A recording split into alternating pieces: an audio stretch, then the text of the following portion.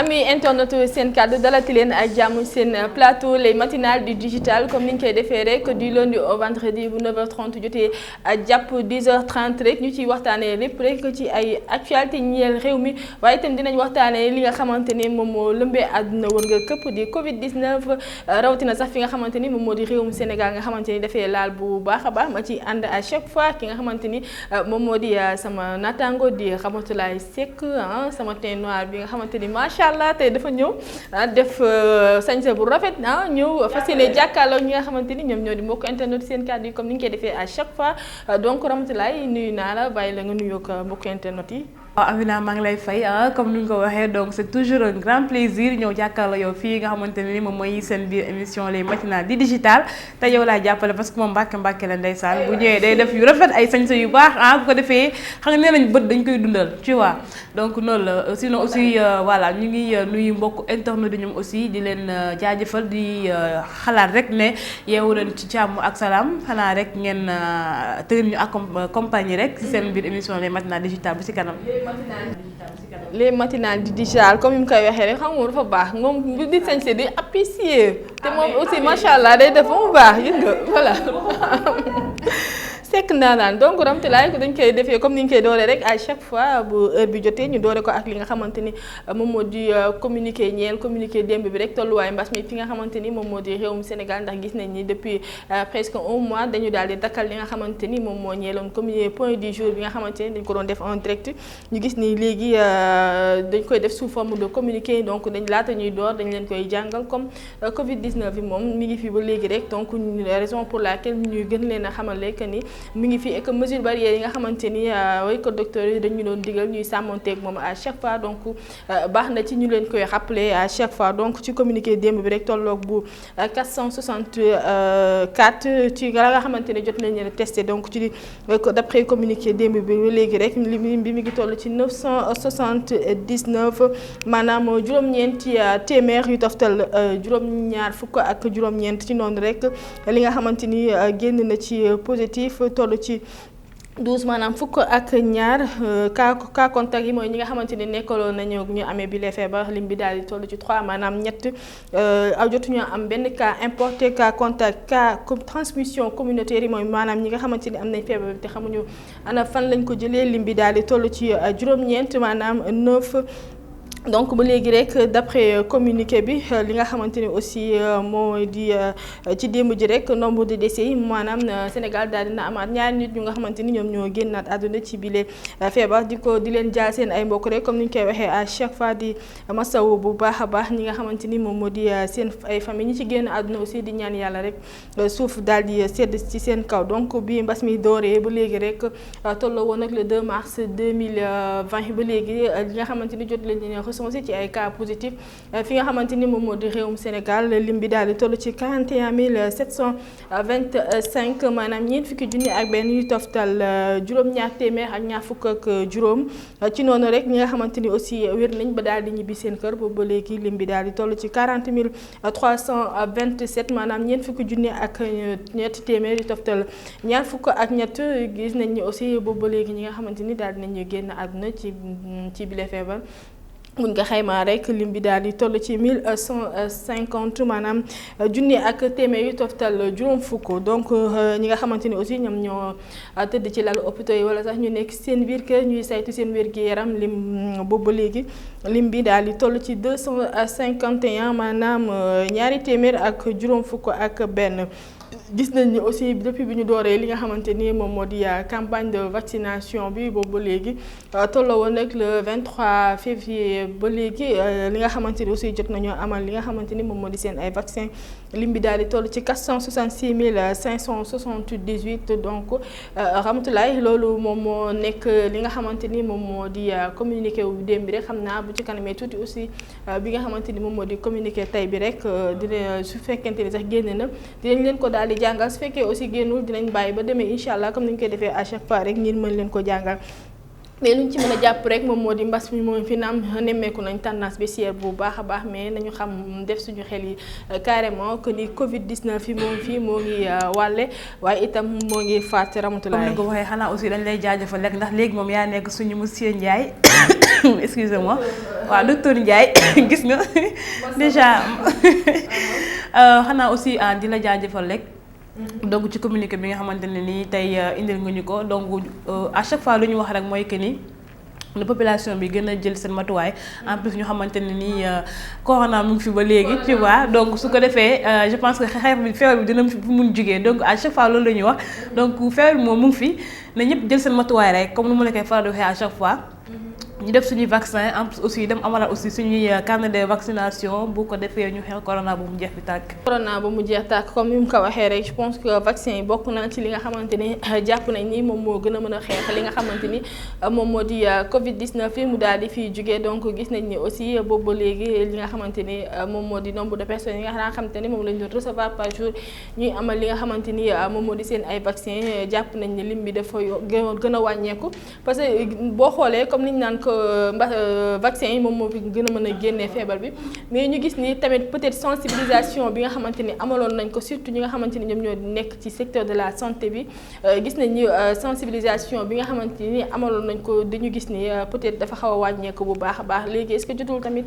li nga xamante ni moom moo di wàllum sensibilisation bi surtout communication bi ñu gën ci mën a taxawaat ndax askan wi bàyyi xel bu baax a baax ci li nga xamante ni moom moo di vaccin yi nga xamante ni biñ ko door rek léegi gis nañ ni lim bi nga xamante ni amal nañ seen ay vaccin dafa wàññeeku bu baax a baax surtout gis nañ ni aussi ñi nga xamante ni moom moo di personne du 3e âge ñoom ñoo gën a mën a amal vaccin yi surtout par rapport ak jeunes yi nga xamante ni ñoom peut-être jàpp nañ ni ñu ci bëri sax jàpp nañ ni peut-être li nga xamante ni moom moo di vaccin yi gëmuñu ko bu baax a baax. Tu vois Amina donc loolu mooy danger bi au fait mooy que ni tey par exemple les personnes de la 3e âge ñun ñoo gën a vulnérable au fait te booy xool jeunes yi la gën a yeb de maintenant mais ñun aussi am nañ possibilité boo xamante ne nii ñun suñu corps suñu kii fa garant yi fa nekk ñoo ñuy gën a mun protéger que mag ñi parce que mag ñi dañoo vulnérable d'autant plus que mag nañ mais aussi am nañ ay feebar yu ñuy doxaale donc de fait jeunes yi aussi il faut que ñoom aussi ñu jël vaccin yi bu ko defee ñu mun a protéger seen yaay ak aussi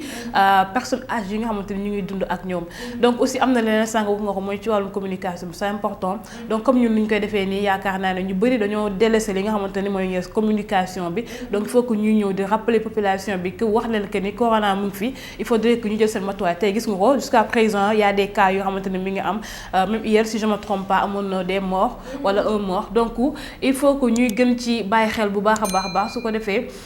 population bi aussi gën a am conscience bi xam ne mbas mi mu ngi fi ñu mun ko xeex mu jógee fi mais bu ñëpp bàyyee rek communication bi jàllatul nit ñi solatuñu masque yi bu yàggee ñu ne corona dañ na alors que mu ngi fii nii mu gën di def ay ravage donc ça n'arrangera personne. surtout tamit ñi nga xamante ne aussi ñoom ñooy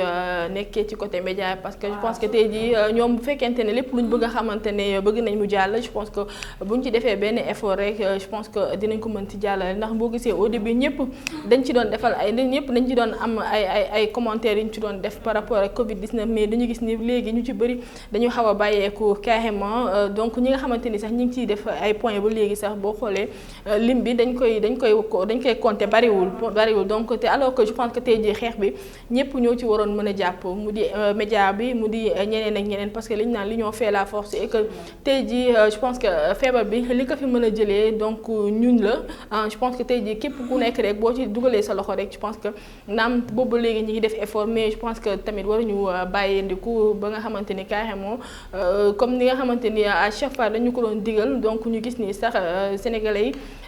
yi gisatuñu effort bi nga xamante ni ñu ngi ko doon def bu baax a baax defatuñu sax seen xel par rapport ak li nga xamante ni moom moo di feebar bi mi ngi fi donc baax na aussi média bi liggéey ba nga xamante ni mi ngi ko ci doon def auparavant mu gën ko continuer comme dañuy wax rek comme mbas maa ngi fi ba léegi bu ñu xëyee nombre de cas yi nga xamante ni ñu ngi koy compter mun léew mu bari je pense que tey jii warul woon tax tamit ñu am benn bàyyandiku par rapport ak li nga xamante ni moom moo di Covid 19 bi donc Ramatoulaye ba léegi dañuy des ci wàllum Covid bi ndax ba léegi ci li nga xamante ni moom moo di riposte ñeel li nga xamante ni moom moo di Covid bi gis nañ ni li nga xamante ni moom moo di FMI maanaam Fonds monétaire international donc daal di approuvé lu toll ci 350 milliards ci li ngir jàppale li nga xamante ni peut-être moom moo di réewum Sénégal peut-être ci li nga xamante ni moom moo di Covid 19 bi nga xamante ni jàpp nañ ni li mu ravagé rawatina sax li économie bi nga xamante ni la ko laal bu baax a baax jàpp nañ ni peut-être loolu dina leen ci mën a aider bu baax a baax. Yooyu noonu sont des actions yoo xamante ne c'est à saluer donc c'est louable comme ñi nga xamante ne moom mooy waa FMI ak bon ak Banque mondiale ñoom seen rôle la ñuy def parce que aussi dañoo war a redresser yi nga xamante ni mooy pays surtout face à ces crises donc duñu ngulet mais comme li nga wax rek donc crise mondiale moo am rawatina ci pays yi nga xamante ne ni ñoom ñoo nekk les pays en voie de développement waaye sous-développé nga xam ne Sénégal bokk na ci donc gis nañ ne mbas bu ñëwee ba léegi def nañ ci xaalis bu bëri parce que booy xool ci première vague yi deuxième yi donc on avait déployé beaucoup de millions et de milliards def ko ci te terewul feebar mi ngi dem moo tax famille yu bëri ndeysaan ñu lonc ci li nga xamante ne nii moom mooy corona bi donc c'est important bi ñu ko defee jàppale ko des pays tels que le Sénégal ñu mun a redresser waat du ma ne sax mun nañu redresser bu baax a baax mais au moins ñu mun a fatt ay buntu tels que certains secteurs yoo xamante ne vraiment il faudrait que ñu am des moyens pour vraiment ñu mun leen jàppale aussi gis nga ko am na famille yu bëri yoo xamante ne déjà amatuñu ay emploi jeunes yi aussi mooy loolu d'autant plus que le président mi ngi engagé wu pour plus de recrutement ci li nga xam ne moom mooy jeunes yi donc c'est important xaalis bu ñëwee dina am fu mu xam ne war na ko mun dugg donc c'est juste saluable xanaa di wax rek que su mënee yokk aussi donc moom lu gën lay doon comme président nu doon def di plaider pour afin que ñu mun a supprimer li nga xamante ni moom mooy dette bi pays africain am vis-à-vis de la Banque mondiale ak FMI donc aussi ça aussi c'est important dañuy gën a ñaan rek su gënee yokk rek aussi dañuy gën a kontaan daal. su gënee yokk dañuy gën a kontaan comme ni ko Ramatoulaye waxee mais duñu gis ni milliards yooyu sànq wax nga ko Covid bi dégg nañ fi ay 1000 milliards ak yeneen yu ni mel mais dañuy nemmeeku ne aussi loolu peut-être sénégalais yi jàpp nañ ni dégg kese lañ ci am xaalis bi sax au moins duñu xam ana fan la jaar ñu am poursuivi wala sax audit bi nga xamante ni peut-être waroon nañ koy def à chaque fois ngir mën a am xam xaalis bi nga xamante ni ñu ngi koy tudd ci réewum Sénégal mu di des milliards te duñu xam tey jii ana xaalis boobu fan la dugg exactement. gisoon nañ aussi wàllum inondation bi xam nga déggoon nañ fi ay 700 et quelques milliards peut-être loolu yëpp doo xam ana fan lay jaar tey jii est-ce que jotut aussi ñu def ay audit après yi nga xamante ni moom moo di milliards yi nga xamante ni ñu ngi koy faral di tudd. Absolument Amina loolu c'est important yaa ngi gis comme ça nga wax naa la ko on avait sorti plus de 1000 milliards ci li nga xamante ni moom mooy Covid bi donc boo xoolee autorité ak ay personnalité yu célébrité yu bari joxe woon nañu ay milliards yu bari def ko ci li nga xam ne moom mooy Covid bi mais comme li nga wax askan wi du ñu gis seen bopp à chaque fois parce que xam nga lu nekk organisation da ci baax donc parce que alal bu ñëwee donc tu le confies à des ministères par exemple. lu mel ni wàllum corona donc man je me dis que ni mënoon na am ay personnes yoo xamante ni qui n'avaient rien à voir ak sax le gouvernement jox leen ko pour ñu mun ko distribuer la population parce que ñoom lañ ko joxoon donc sont des situations yoo xamante ne ni sont des situations spéciales parce que tey kenn xalaatul woon ne corona dina ñëw par exemple bu ñu déployé wala li nga xam ne moom mooy 1000 milliards yi gënoon nañ ci ay ceeb et autres mais am na ñu bëri naan jotuñu wala est-ce que yegg na si ñoom wala est-ce que loolu la ñu soxla woon donc loolu aussi c'est important que xaalis bu ñëwee ñu dem à la base jox ko ñi nga xamante ni ñoom ñoo proche de population bi bu ko defee ñoom dinañ mën a yeggal li nga xamante ne moom mooy doléance mais par exemple si tu viens tu donnes à des ministères déjà rek processus bi dafa yàgg. tey xoolal bu ñu doon joxee ceeb bi donc yow da nga doon xaar 2 à 3 mois avant que nga jot sa part donc est-ce que yow mën nga tenir 2 à 3 mois pour toog di xaar ceeb donc tu es obligé nga dem def leneen xool ni ngay dundee sa bopp balaa moo ñëw sa def fekk yow soxlaatoo ko donc day baax ñu xool mesure fast track comme président ni mu ko waxee xool les mesures urgentes yoo xamante ne ni mën nañu ko génnee su ko defee askan wi di mun di gis seen bopp ci li nga xamante ni moom mooy xaalis bi gars yi dugal ci dëkk. comme ni nga ko waxee rek peut-être am na ay kuréel yi nga xamante ni jàpp nañ ni loolu sax moom moo leen fi tax a toog pourquoi pas tamit milliards yi nga xamante ni sànq maa ngi koy wax ñu ngi koy dégg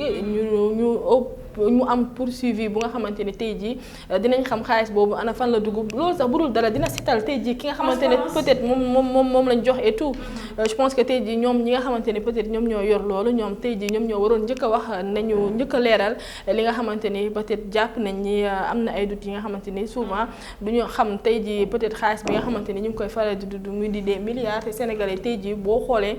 ci lañ gën a sonnee tey boo xoolee parfois da nga naan sa Sénégal amul souci Sénégal amuñu problème mais alors que Sénégalais yi tey jii am na ñu nga xamante ni ba léegi tey jii xam naa peut-être ñu bari sax xamuñu loolu mais bu ñu añee duñu reer bu ñu reeree duñu ndekki tey comme ñu ngi au 21e siècle tey jii je pense que tey jii Sénégal waroon na dépasser lu ni mel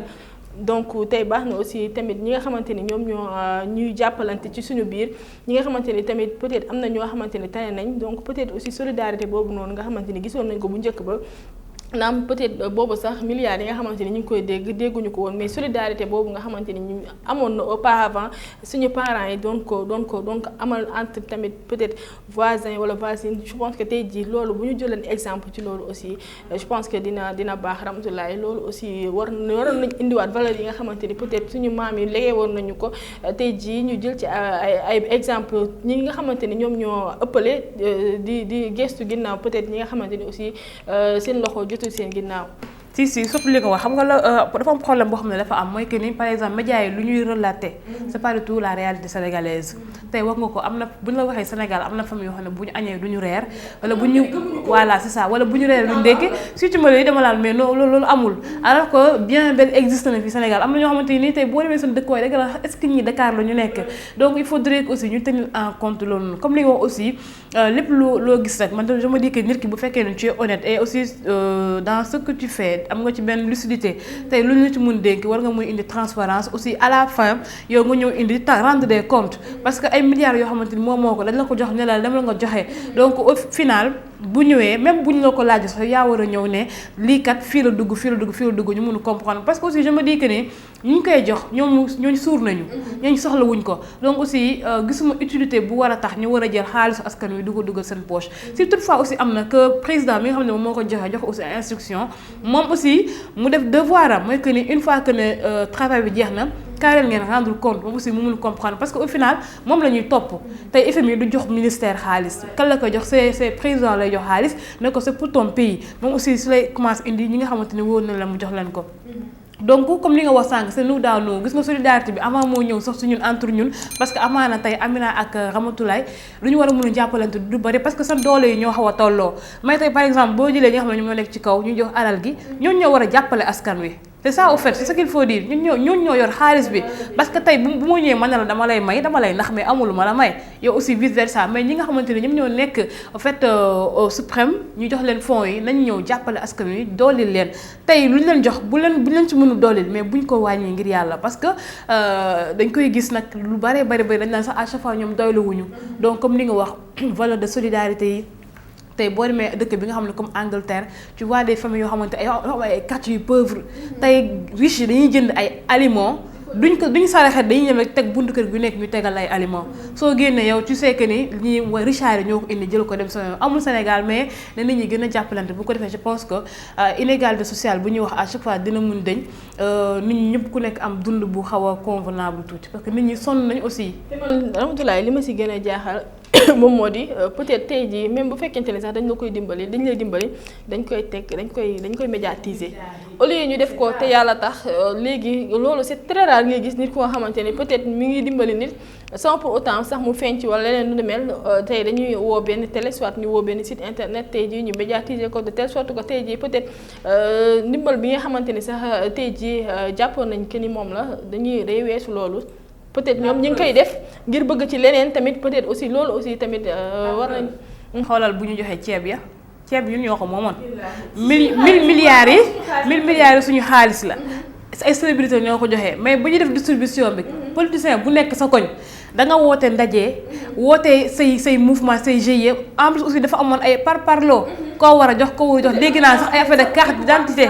ay fa de cadre sax dafa doon am tu vois loo xamante ni sa alal la donc pour ñu moo tax ñu bëri isaani dañuy sonn parce que tey boo fekkee da nga am ay valeurs yu mel ne ay ngox dignité nga am personnalité fu la fayde même yow boo amul dërëm yow buñ la naree joxo pour war la ci télé bi war na ñoo la mais yow tu vas refuser nga ne ko du ma ko def parce que am na nekkul nag ne ñëpp ñoom ñoo mun loolu noonu pour dire vrai Sénégal am na ñoo xamante ne ba léegi ñu ngi garder seen dignité ak seen honneur donc ça c'est important mais malheureusement tey suñu autorités yi ku ñu may wala ñu defal la dërëm il faut que ñu wane ko war ne defal lañ ne lii jox na la ni bien vrai que ne exemple doguma Ramatoulaye temps Covid bi je pense que am na ñu nga xamante ne sax peut-être ndimbal yi nga xamante ne ñu ngi ko doon def lu ci mel ni soit gel wala leneen lu ni mel dañ ko personnaliser ce qui est grave dañ ko personnaliser pour wane que ni tey jii peut-être ñoom ñoo ko joxee ak leneen lu ni mel alors que loolu aussi ñu bëri dañ ko déplorer. wala ne la tout est politique en fait c'est ça le malheur au Sénégal le malheur au Sénégal mooy yow même booy wax tu fais de la politique ñoom mënuñu def distinction entre yow lii da nga koy sànq da nga démb wax nañ ko dafa am loo xamante ne askan wi moo ko moom. donc boo ko defee tey par exemple le ministre qui travaille nit ñi di tàccu mais on n'a pas besoin d'applaudir parce que bu fekkoon ne amuñu woon jot bu rafet ci moom mais duñ ko fa teg dañuy dem jël moromam donc bu liggéeyee loolu mooy devoiram looloo ko war la doon le malheur mooy que ñu teg ko liggéeyul après ñu war a ñëw ñu kaas ko mais aussi lépp ci population bi la parce que tey da ngay gis sax yow nit bu la moyee ngay dem di ko def ay éloge mu melante ni yow loolu dafa la jomb te alors que dama koy faral di rappeler à chaque fois état amul xaalis. Macky Sall même caisse noire bu nekk pale suñu xaalis la mais dafa fekk ne moom moo ñu jiite dafa am ay conditions yoo xam ne war na ci mu nekk moo war a ñu teg ko fa tey bu moroomam keneen ñëwee aussi même chose lay doon donc il faudrait que askan wi ñu xamante ne politicien ak ku mu mën ci doon xaalis bu mu leen mënti jox yéen a ko moom day ñëwaat ci yéen donc vous n'avez pas besoin de faire ces éloges baax na nag parce que mën nañ dénk nit poste mun nañ ci mu bon ci mënoo ci dara mais aussi bu loo ko defaree aussi nga sant ko gërëm ko ndax mu mën a am courage mais ñu jàpp ne xaalis bi suñu xaalis la ñoom aussi ñuy comme naan rend à César ce qui lui revient ça c'est important mais bon tant que rek change uñ mentalité yi tant que rek nit ñi comprendre ñu nit ñi xamuñu day métti voilà c'est ça billaay xoolal suñu sëriñ yi rek bu ñu fi nekkee la preuve rek lu gën a récent xoolal suñu Mountakha macha allah il fait pas de la politique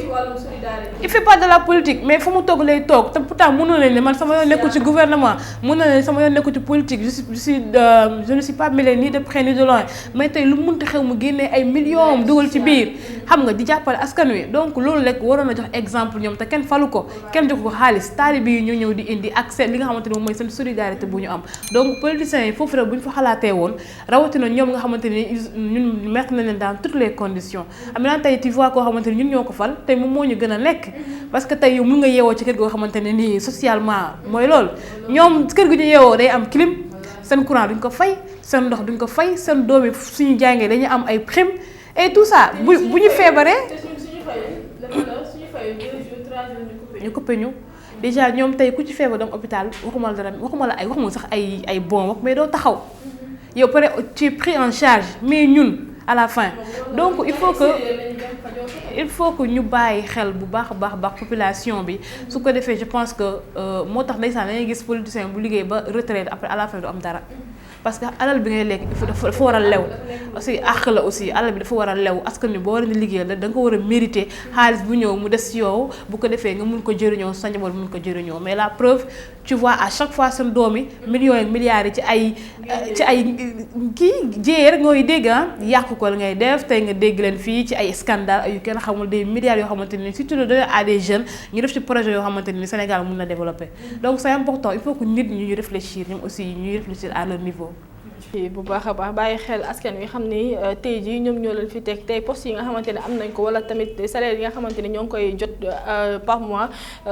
loolu yëpp li nga xamante ni moom moo di askan wi tey jii bu ñu leen falul woon tey jii je pense que loolu yëpp du am donc bàyyi leen xel bu baax a baax je pense que tey c'est très important ndax bu élection jotee tey jii dañuy dem ci askan wi bëgg rek ngir ñu voter leen wala leneen lu ni mel donc tey jii aussi bu fekkente ni tamit ñoom ñi ngi ci bànneex je pense que tey askan wi aussi war nañ ci gis seen bopp bu baax a baax donc ramtulaay dañuy jàll ci leneen rek ñeel li nga xamante ni moom moo di chaîne récurrente de violence yi nga xamante ni ñu ngi koy nemmeeku fële ci université Cheikh Anta Diop bu Dakar nga xamante ni temple du savoir la je pense que tey jii tout souvent waroon nañuy dégg leneen mais pas ay scène de violence yi nga xamante ni ñu bëri dañ ko déplorer bokk na ci directeur COUD bi nga xamante ni jàpp na ni loolu injustice la je pense que tey jii li nga xamante ni moom moo di amicale yi mu nekk renouvellement des bureaux tey je pense que tey jii mënoon nañ jàpp leneen lu ni mel mais pas ay li nga xamante ni moom moo di scène de pillage ak yeneen gaspillage bi nga xamante ni ñu ngi koy nemmeeku fële ci université Cheikh Anta Diop bu Dakar nekk temple du savoir. Amina comme li nga ko waxee donc comme lu ñu wax rek c'est déplorable vraiment c'est très déplorable tàng wax nga ko dafa nekk temple boo xamante ne nii même c'est plus comme du savoir parce que moo détenir je pense bien que li nga xamante ne moom mooy poids Sénégal parce que bépp intellectuel boo gis rek fa la génnee tey ñu yor réew mi yëpp fa la ñu génnee tey pour aspirer pour nekk leader wala diriger voilà c'est ça c'est UCAD bokk na ci ay deuxième université yoo xamante ne international tey boo xoolee boo demee université étrangers yi sax ñoo fa gën a bëri ñi nga xam ne ñoom ñooy sénégalais yi déjà surtout ay fac médecine ay FASEC et autres donc il est important sànq wax nga ko temple bi dafa plus quand même du savoir mais ñun lu ñu wax rek mooy que ni système bi moo doy waar. tey boo demee ci yeneen dëkk yi def nañ de telle sorte que sax étudiants yi du ñu jànkoonte ak yenn problème yi war a mun tax ñuy am li nga xamante ni moom mooy ay par exemple ay amicales et autres surtout que ni am na parce que il faudrait que étudiants yi ñu am aussi intermédiaire entre eux ak ñi nga xamante ni ñooy rectorat bi et autres mais tey ñun lu ñu wax rek mooy que ni ñu dañuy accentuer ci étudiants yi loolu sànq wax naa la ko. Amicale dafa am solo ci li nga xamante ni mooy université parce que ñoom ñooy nekk intermédiaire entre les étudiants et la rectorat wala li nga xamante ni mooy waa direction bi tey lépp loo xamante ni am na fa mu war a dal waa étudiants yi ñoom ñooy jug tey par exemple sànq wax naa la ko gis nga dañuy am ay problème de bourse ku kon mooy réagir sont les amicaux kii ñoom ñooy jug taxaw ñuy fay étudiants yi parce que aussi ñoom loolu lañu am pour mun dund tey bu ñu amee ay par exemple problème de nourriture parce que ñëpp xam nañu université lu fa nekk parfois lekk bi du demee noonu ñoom ñooy jug def li nga xamante ne ni moom mooy genre seen grève wala ay front mu affaire yi ñu war en ordre tey par exemple même pédagogiquement dañuy am ay problèmes yoo xamante ni ñoom ñooy jug ak lépp loo xamante ni démarche la war a doon pour le bien-être de l'étudiant amicale yi ñoom ñooy jug défendre li nga xamante ne moom mooy les intérêts moraux des étudiants donc c'est important du ñu wax ne dañ ko war a dindi ou quoi que ce soit lu ñu wax mooy que ni étudiants yoo xam ne ñoom ñoo nekk di cohabiter ensemble il faudrait que ñoom ñu xam lan moo leen fi indi d'abord. On n'est pas là pour syndiquer. On n'est pas là pour syndiquer. On est là pour apprendre. On est là pour acquérir du savoir pour que demain aussi ñu mën ko restituer jëriñ réew mi jëriñ li nga xamante ne moom mooy population bi mais aussi ñoom si toutefois mënul ñàkk li nga xamante ne moom mooy ay coalition parce que aussi fi lañ ko fekk tey sax ay parti politique day am ñuy kii seen biir mais nañu xam ne ñooy ay frères leen le but reste le même ñoom ñëpp tey ñuy xeex pour am li nga xamante ni moom mooy amicale bi ku nekk da nga bëgg a défendre les intérêts des étudiants je pense que combat bi warul métti donc mun nañu def benn cohabitation sociale boo xamante ne ni dinañ nekk ay frères ñu xeex ko dans le fair play mais aussi dans les règles de l'art d'une manière très civilisée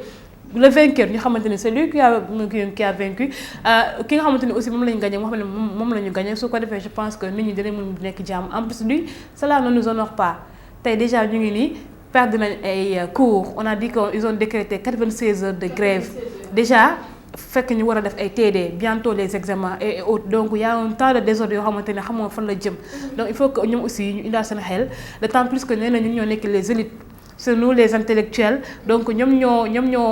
jàng ñoom ñoo am xam-xam donc ñoom aussi nañ def un peu de différence su ko defee je pense bien que ñu mun ñu respecter parce que aussi état bi duñ ñu faale parce que dañ naan étudiants yi lii la ñu xam foo leen tukkee rek ñu yàq tasaare tey xoolal ñu def restaurant yi. waaw c'est ça tey soo waxee étudiant rek ñu ne violent étudiant ñu ne dafa réew ñu baal ma ci kàddu gi soo waxee étudiant ñu ne amul xel dafa en fait lu nekk mais jamais nga wax étudiant Sénégal ñu wax la non ils sont civilisés dañoo mun jàng dañoo ko mais tout le temps ay kii yoo xamante ni c'est péjoratif te yaakaar naa loolu mën nañ ko corriger il est temps bien vrai que ni gars yi dañoo comprendre ñoom aussi xamuñu système bu ñu demee mais nañu gën a rafetaatal li nga xamante moom mooy combat yi pour que vraiment ñu mun ci génn ñun ñëpp gagnant di génn ñun ñëpp gagnant mais je pense que tey jii si ñoom la war a commencer mu di étudiants yi tey jii ñu joxe de bons exemples surtout tamit boo xoolee par rapport ak seen frères yi nga xamante ni ñoom ñoo fi war a ñëw wala seen doom wala yeneen lu ni mel donc tey jii ñoom aussi jot nañu joxe de bons exemples mais aussi tamit amicale yi nga xamante ni jàpp nañu tout le temps moom mooy indi peut-être problème fële ci UCAD du sax UCAD kese parce que je pense que université yëpp la mais voilà mais est-ce que tamit ça serait pas mieux tamit de dissoudre li nga xamante ni Ramatoulaye moom moo di amicale parce que gis nañ fi récemment yàggul taxa li nga xamante ni moom moo di affaire ethniciste bi gisoon nañ ko fi mu indi woon fa ay violence yu bëri nga xamante ni am na ñu bëri ñu nga xamante ni sax amoon nañ ci ay blessures ñu jàppoon ni dañu war a éliminer maanaam dissoudre sax laay wax maanaam supprimer li nga xamante ni moom moo di amicale yi et tout ginnaaw bi aussi déggaatuñ ci dara bi gis ni sax ñuy renouveler sax li nga xamante ni moom moo di amicale yi est-ce que tey tamit mënul woon tamit peut-être bu fekkente ni mënul ñàkk sax ñu jéem ko soit éliminer ko wala sax ñu supprimer ko sax pour tamit éviter tamit yenn scène de violence yi nga xamante ni jàpp nañ ni pour dindi ko je pense que université du yomb. N'aborderai pas dans ce sens comme par exemple sànq wax naa ko donc c'est important amicale dafa am importance même au-delà de lu muy régler problème étudiants yi mais aussi dafay former étudiants yi parce que tey c'est pas seulement le savoir qu'on a besoin pour après ñu dem servir tey booy xool dañ naa la sax système éducatif sénégalais dafa inadapté ak suñu réalité tey bu ñu fa génnee ñun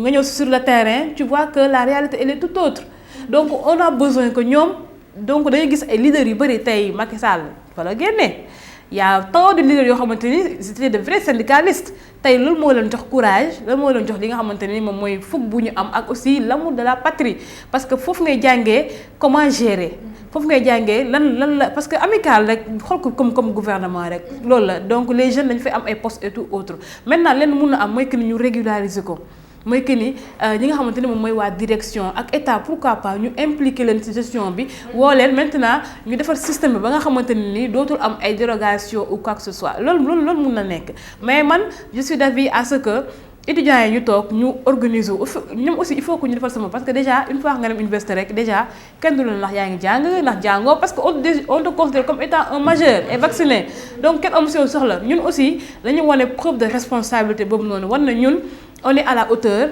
de ñoom lu ñuy xaar si ñun su ko defee ñun aussi ñu mën a teg suñu projet et plan tey ku fa génn bu yàlla defee 5 ans maximum génn fa tu es là tu es apte à diriger mais tey dañuy gis ay étudiants yoo xamante ne nii soo bokkul ci amical du moyen général ba nga génn fa pour nga adapté wu sax c'est tout un problème déjà parce que doo mun am gestion sociale boobu war a nekk ci nit yi doo xam lan mooy gérer doo xam lan mooy gouverner tey bu ñëwee dénk la benn poste ministériel wala direction mais comment est-ce que tu vas faire donc université du la jàngal ndax nga boo demee bureau noo war a toogee xam-xam rek la lay jox ay théorie rek la lay jox donc à travers ça jeunes yi dañuy formé wu bu ko defee seen cursus scolaire wala universitaire day nekk loo xamante ni lu am solo la ma quitte pas les gens c'est quelque chose parce que si étudiants yi la ñu bokk mais daal bon yàlla baax na daal je crois. yàlla baax na mais comme li nga wax rek amicale yi ay formation peut-être formation lañ ko mën a jàpp mais ci biir formation boobu est-ce que tamit mënuñoo jàpp ni peut-être tey jii ñoom ci seen bopp war nañ mën a former seen bopp ba tamit tey yenn violence yi nga xamante ne aussi ñu jéem ko éviter une bonne fois. absolument en plus aussi xam nga question de éducation moo tax ñun éducation da lay topp ba fépp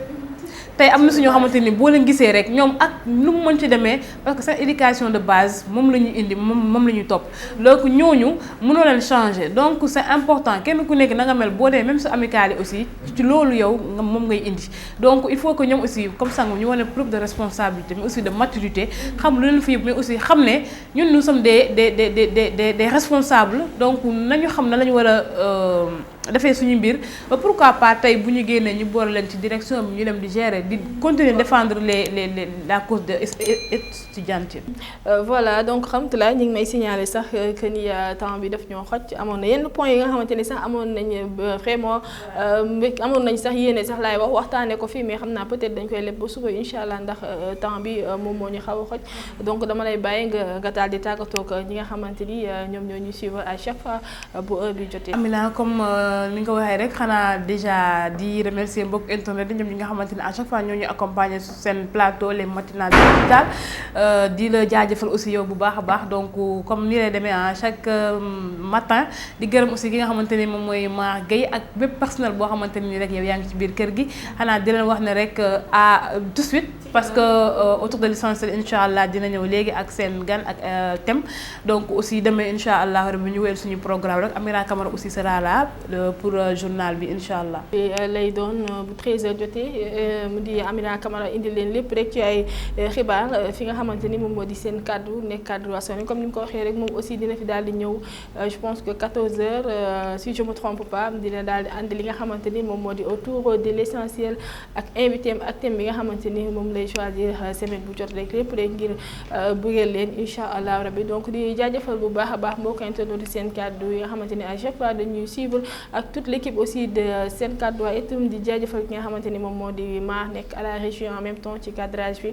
di leen jox dig daje suba incha allah ci beneen plateau.